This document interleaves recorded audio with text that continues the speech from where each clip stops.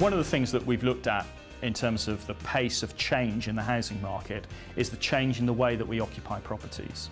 And at one end we have the over 65s, and since 2001 they've seen levels of home ownership increase by in the order of 25%, still benefiting from that rise in home ownership in the second half of the 20th century. But at the other, we've seen levels of home ownership fall quite significantly. So amongst the under 35s, we've seen levels of home ownership fall by over 40% since 2001. And there's a knock-on impact slightly higher up the scale. Between the ages of 35 and 44, we've seen levels of home ownership fall by in the order of 17% over that same period. Now, that reflects a changing structure in the UK housing market, and it means that the market will operate differently in the future. And for those younger generations, it's likely that they will stay in private rented accommodation for a longer period and for further life stages.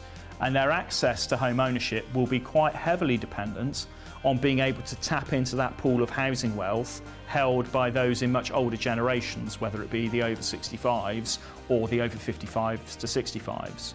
Now, some of that is beginning to occur. We're seeing people downsize, we're seeing people make plans to enable their children to get on the housing ladder. But in reality, it also means that we need to be providing attractive new build housing stock, which is desirable for those older generations, so that there is a positive incentive for them to downsize rather than it being the choice of last resort.